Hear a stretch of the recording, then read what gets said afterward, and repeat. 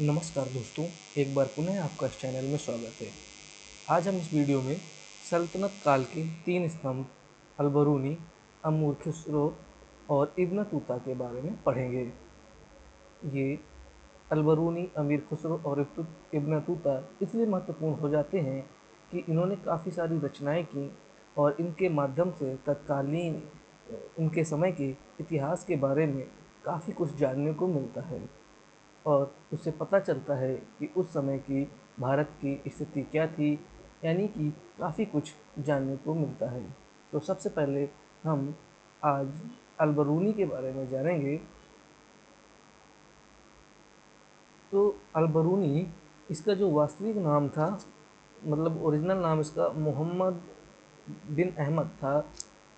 मोहम्मद बिन अहमद इसका नाम था, और लेकिन ये अबू रेहान अल-बरूनी के नाम से तो प्रसिद्ध हुआ। शॉर्ट में से अल-बरूनी कहते हैं, यानी कि इसका ओरिजिनल नाम मोहम्मद बिन अहमद था। और इसका जन्म जो होता है 973 ईस्वी को ख्वारिज्म के खीवा नामक स्थान पे होता है। ख्वारिज्म जो था वो उज़्बेकिस्तान में पड़ता था उस समय, और 973 ईस्वी को इनका जन्म होता है। उस समय ये ख्वारिज्म मध्य एशिया का शिक्षा का प्रमुख केंद्र था, इसलिए इन्होंने इन्होंने काफ़ी अच्छी शिक्षा ग्रहण कर ली थी। इनको अरबी, फ़ारसी आदि भाषाओं का ज्ञान था, इन्हें यूनानी भाषा का ज्ञान नहीं था। इसके अलावा शिक्षा ग्रहण के पश्चात ये फ़ारसी विद्वान, लेखक, वैज्ञानिक, धर्मज्ञ तथा विचारक के रूप में इन्होंने ख्याति प्राप्त कर लेते हैं। 1037 ईस्वी में क्या होता है? 1037 ईस्वी में महमूद गजनवी ख्वारिज्म पर आक्रमण करता है और वहाँ पर कब्जा कर लेता है तथा इन्हें अल-बरूनी को अपने साथ पकड़ लेता है। अल-बरूनी को 1037 ईस्वी में पकड़ लेता है। इसके बाद जब वह भारत आता है तो अल-बरूनी को साथ लाता है और फिर अल-बरूनी यहीं पर ही रहने लगते हैं। तो यहाँ पर आकर भारतीय साहित्य, धार्मिक पुस्तकें, संस्कृत भाषा, दर्शन, पुराण आदि का अध्ययन किया। इसके पश्चात इसने एक बहुत ही फेमस पुस्तक लिखी, तहकीक हिंद, जिसे किताबुल हिंद भी कहते हैं। वो पुस्तक बहुत ही महत्वपूर्ण पुस्तक है। उससे हमें भारत के सामाजिक स्थिति, धार्मिक स्थिति, राजनीतिक स्थिति, न्याय व्यवस्था, शिक्षा इत्यादि के बारे में पता चलता है। और प्रश्न इसमें बहुत ज़्यादा पूछा जाता है, खासकर एमसीक्यू में, तहकीक हिंद किसकी रचना है? या कभी कभी तहकीक हिंद लिख के आ जाता है या फिर किताबुल हिंद लिख के आ जाता है। तो दोनों एक ही पुस्तक है और इसके रचनाकार अल-बरूनी है। इसको याद रखिएगा, ये बहुत ही महत्वपूर्ण क्वेश्चन है। अगर अल-बरूनी से कोई 10 क्वेश्चन बनता है तो 10 में 8 बार क्वेश्चन इसी से बनता है, इसी से आता है, खासकर एसएससी बैंक रेलवे में, बैंक में तो नहीं, सॉरी, एसएससी रेलवे की परीक्षाओं में। तो जब इसकी अन्य पुस्तकें भी हैं, जिसमें अतहर अल-बकिया है, जिसमें प्राचीन राष्ट्रों का कालक्रम पता चलता है। अल कानून अल मसूदी भी है, जिसमें मसूदी नियमावली का पता चलता है। इसके बाद एक पुस्तक इनकी है, किताब अस-सैदलाह। किताब अस-सैदलाह, इससे औषधियों के बारे में पता चलता है भारत के समाज में। तो देखते हैं कि जो इनकी पुस्तक है उससे हमें क्या क्या जानकारी मिलती है, जो इनके सोर्स हैं, जो इनके संस्मरण हैं। तो इनसे सामाजिक स्थिति के बारे में पता करें तो पता चलता है कि उस समय अंतर्जातीय विवाह काफ़ी ज़्यादा होता था, और हिंदू लोग एक एक से ज़्यादा विवाह करते थे। और यह जो था कि ये भी एक वर्ण के अनुसार निश्चित थी इनकी कि कौन कितना विवाह कर सकता था। जैसे ब्राह्मण को 4 विवाह करने की छूट थी, क्षत्रिय को 3, वैश्य को 2 और शूद्र को 1। शिक्षा के बारे में जानकारी मिलती है कि अल-बरूनी कहता है कि हिंदुओं की लिपि में 50 अक्षर थे, और जो लिखने का ढंग था वो बाएं छोर से दाएं छोर था। और इन्होंने लिखा है कि भिक्षु के समय भिक्षु लिपि का प्रयोग होता था, जो कि बुद्ध की लिपि होती थी। महमूद की सेना में कन्नड़ सैनिकों की भर्ती का भी उल्लेख मिलता है, जिसकी भर्ती कर्नाटक देश में हुई थी। इसके अलावा ये भी पता चलता है कि यहाँ पर न्याय व्यवस्था में फौजदारी व्यवस्था थी और ब्राह्मणों को मृत्युदंड की व्यवस्था नहीं थी, यानी कि ब्राह्मणों को मृत्युदंड नहीं दिया जाता था। धार्मिक स्थिति में बताया कि मूर्ति पूजा काफ़ी होती थी। इसके बाद देखते हैं इनके विशेष तत्व क्या हैं। ये अलबरूनी ने इन्होंने भारत के उन्नयन में मुक्त जाति प्रथा का सब विस्तार किया इस प्रकार, और इनकी मृत्यु 1048 ईस्वी में हो जाती है। तो इस प्रकार हमने अलबरूनी के संबंध में जो भी इम्पोर्टेंट प्रश्न बन सकते थे परीक्षा के दृष्टिकोण से उनको पढ़ लिया है, और मेरे अनुसार तो इससे बाहर अलबरूनी से कोई भी प्रश्न नहीं बनता है। इसके बाद भी अगर कोई बनता है तो उन्हें हम MCQ के माध्यम से देखेंगे जब हम प्रैक्टिस सेशन इसका स्टार्ट करेंगे सारे चैप्टर ख़त्म करने के बाद। चलिए अब हम दूसरे की बात करते हैं जो हमारे स्क्रीन पर हैं, जिनके बारे में हम आज जानने वाले हैं। अमीर खुसरो।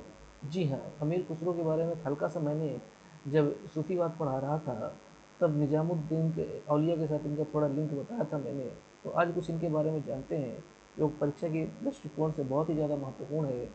अमीर खुसरो एक महान कवि, एक ज्ञाता विद्वान आदमी।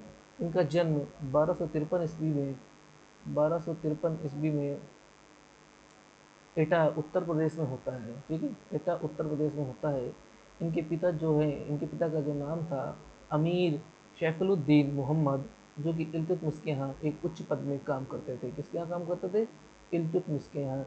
गुलाम वंश का शासन उस समय चल ही रहा था, आपको पता ही है कि 1206 से गुलाम वंश स्टार्ट हो गया था।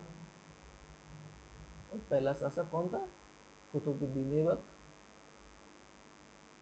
ये सर्वप्रथम शहजादा मोहम्मद के दरबार में कवि रहे और इसके बाद बलबन ने भी उन्हें अपने दरबार में रखा। ठीक है भाई। इनके बारे में कहा जाता है कि इन्होंने 7 शासकों का शासनकाल देखा। 7 शासकों का शासनकाल देखा। कौन कौन है उनमें? बलबन, कैकुबाद, जलाउद्दीन खिलजी, अलाउद्दीन खिलजी, कुतुबुद्दीन मुबारक शाह खिलजी, गयासुद्दीन तुगलक, खुसरो शाह। ठीक है, निजामुद्दीन औलिया ने भी इतने ही लमसम शासकों का कार्यकाल देखा था। इनके बारे में एक तथ्य भी है कि इन्हें खड़ी बोली भारतीय हिंदी और उर्दू भाषाओं का जनक भी कहा जाता है। इससे भी बहुत ही ज़्यादा प्रश्न बनता है कि भारत में खड़ी बोली का जनक किसे कहा जाता है या हिंदी का जनक किसे कहा जाता है, तो उसका सही जवाब होता है अमीर खुसरो। और इन्होंने, आपने पिछले वीडियो में बताया था कि इन्होंने कई सारे संगीत के वाद्य यंत्रों का भी आविष्कार किया और निजामुद्दीन औलिया को यही संगीत सुनाया करते थे। इन्होंने बोला और तंबूरा से मिश्रण करके सितार नामक एक वाद्य यंत्र का आविष्कार किया। बहुत ही ज़्यादा प्रश्न पूछा जाता है सितार का आविष्कार किसने किया, तो सितार का आविष्कार अमीर खुसरो ने किया। इन्होंने एक नवीन राग का भी आविष्कार किया, ख्याल जिसे कहते हैं। ये भी हिंदुस्तानी व ईरान राग से मिश्रण में था। इसके बाद इनकी कुछ रचनाएं देखते हैं। रचनाएं तो इनकी बहुत हैं, जिनमें कुछ मेन देखते हैं। इनकी मेन रचनाओं में है, इनकी मेन रचनाओं में देखते हैं ये इसकी जैसे इनकी एक रचना है, एक मिनट, एक रचना है इनकी किरान उल सदामन। किरान उल सदामन, इसमें क्या है, दिल्ली को हजरत दिल्ली कहा गया है। प्रश्न पूछ लेता है आमिर खुसरो की कुछ पुस्तक में दिल्ली को हजरत दिल्ली कहा गया है, तो उस पुस्तक का नाम है किरान उल सदामन। एक दूसरी पुस्तक है मिफ्ताह उल फुतुल, इसमें जलाउद्दीन के विजयों का उल्लेख है और ये पद्य शैली में लिखा हुआ है। ठीक है, एक और पुस्तक है खजाइन उल फुतुह। खजाइन उल फुतह, जिसे तारीख ए इलाही भी कहते हैं। क्या कहते हैं? तारीख ए इलाही। और इसमें क्या है, इसमें अलाउद्दीन की विजयों का उल्लेख है और मंगोल आक्रमण के बारे में भी हमें जानकारी मिलती है। और इसी पुस्तक से हमें पता चलता है, इसी में अमीर खुसरो ने बताया है कि शतरंज का खेल जो है उसका उदय भारत से हुआ, यानी कि भारत को शतरंज का जन्मदाता कहा जाता है। और इसकी जानकारी हमें अमीर खुसरो की पुस्तक खजाइन उल फुतुह यानी तारीख इलाही से प्राप्त होती है। इसके अलावा इनकी और भी पुस्तकें हैं, जिनमें से हैं इन्होंने लिखी हैं तुगलकनामा जो है इनकी आखिरी पुस्तक है। और एक है आशिका। आशिका एक जो इनकी पुस्तक है, इसमें उन्होंने देवल रानी और खिचर खां के प्रेम का संबंध का वर्णन किया है, जिसमें अलाउद्दीन की गुजरात मालवा विजय का वर्णन है तथा मंगोलों द्वारा स्वयं को कैद किए जाने के भी बारे में चर्चा है। ठीक है, इनके बारे में ये भी प्रश्न बनता है एक कि तुर्क उल्लाह किसे कहा जाता है, तो तुर्क अल्लाह अमीर खुसरो को कहा जाता है। और प्रश्न पूछ लिया गया कि अमीर खुसरो को तुर्का अल्लाह की उपाधि किसने दी, तो इसका जवाब है निजामुद्दीन औलिया। ठीक है, निजामुद्दीन औलिया ने इन्हें तुर्का अल्लाह की उपाधि दी और इन्हें तूतिया ए हिंद के नाम से भी जाना जाता है। इन्होंने स्वयं को तूतिया ए हिंद कहा। इसके बाद इनकी एक और पुस्तक है जिसमें आईने सिकंदरी और लैला मजनू, ये सारी पुस्तकें भी फेमस हैं और इन्होंने सब अलाउद्दीन को समर्पित की। और इनकी जो इन्होंने भारत में सामाजिक धार्मिक राजनीतिक स्थितियों का, स्त्रियों के बारे में, सारे बारे में घटना, मतलब क्या उस समय स्थिति थी, अपने काव्य के माध्यम से उन्होंने दर्शाया है। उन्हीं में एक ये काव्य आपके सामने दिख रहा होगा, स्त्रियों की दशा के संबंध में दिखाता है। हम तो तेरे बाबुल तेरे हम तो थे बाबुल तोरे बेले की कलिया, घर घर मांग रहे जे। एक ऐसी रचना है, बहुत ही ज़्यादा फेमस रचना है इनकी, मतलब की कविता है। ठीक है, इनकी मृत्यु हो जाती है 1325 ईस्वी में, जिस समय निजामुद्दीन औलिया की भी मौत होती है।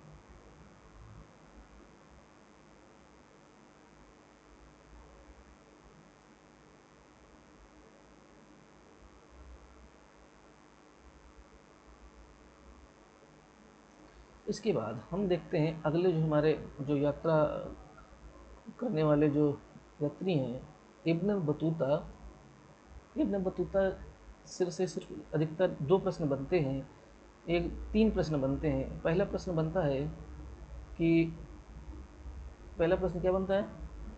पहला प्रश्न बनता है इब्न बतूता किस देश का था? इब्न बतूता किस देश का था? दूसरा प्रश्न बनता है कि इब्न बतूता भारत के किस सुल्तान के समय भारत आया? और तीसरा प्रश्न है, इनकी एक प्रमुख पुस्तक है रेहाला, तो पूछ लेता है रेहाला पुस्तक के रचनाकार कौन है? और तो ये जो प्रीलिम्स के हिसाब से यही तीन क्वेश्चन बनते हैं, किसी भी परीक्षा हो गए, राज्य लोक सेवा आयोग हो या फिर एसएससी रेलवे हो, ये तीन तो मोस्ट फेवरेट क्वेश्चन है अगर इब्न बतूता से प्रश्न पूछने की उनकी मंशा है तो जान लेते हैं हल्का इनके बारे में। इनका जन्म होता है 24 जनवरी 1304 को। ठीक है, इनका जन्म कब होता है? 24 जनवरी 1304 को।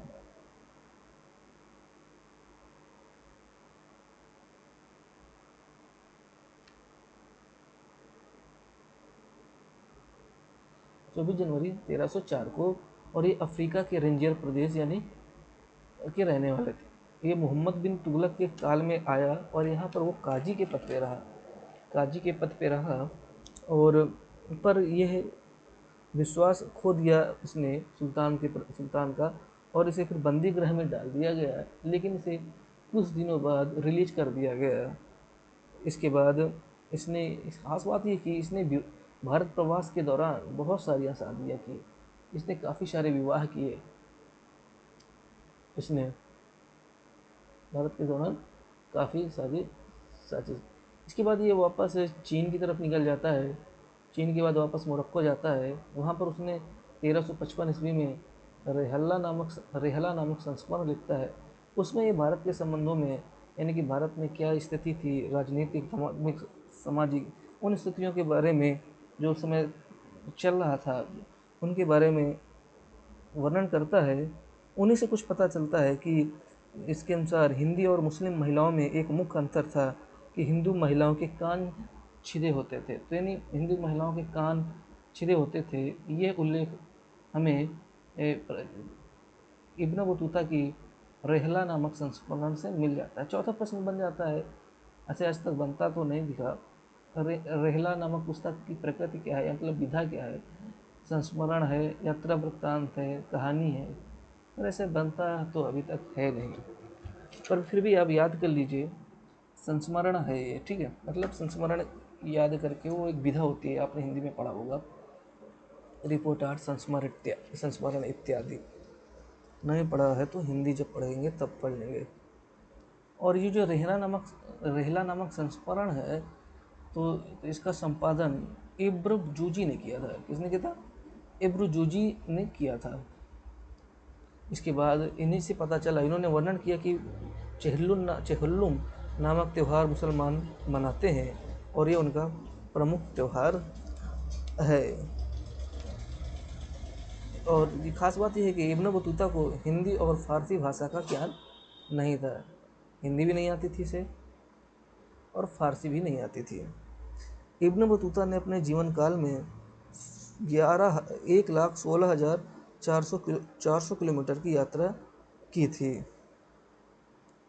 तो फिलहाल, और इसी से पता चलता है, इब्न बतूता ने बताया कि भारत में धार्मिक डाक व्यवस्था का प्रचलन था। डाक व्यवस्था 2 प्रकार की थी।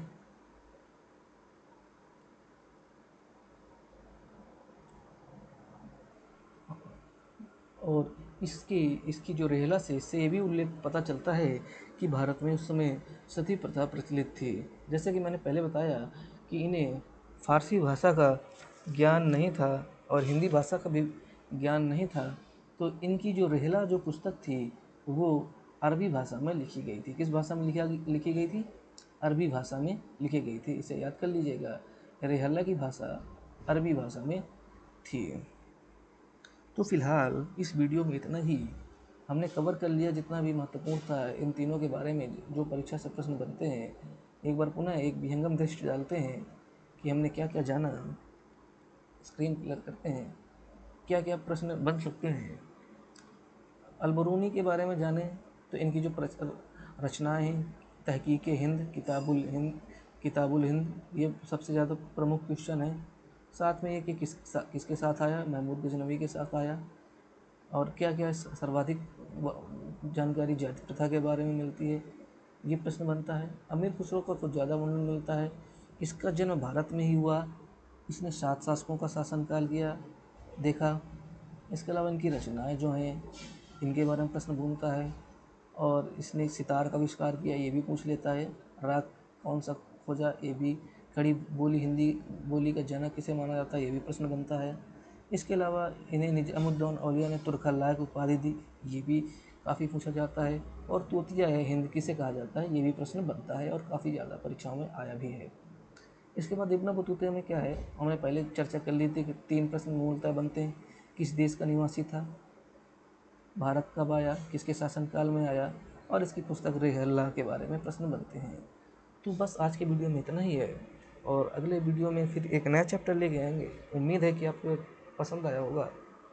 और जो भी आपके जो अगर आपको कुछ समझ में नहीं आया तो कमेंट में ज़रूर पूछें, उसके जवाब ज़रूर दिया जाएगा। तो वीडियो को लाइक कर देना, सब्सक्राइब कर देना चैनल को, और दोस्तों के साथ साझा कर देना। तो फिर मिलते हैं अगले वीडियो में। Bye bye.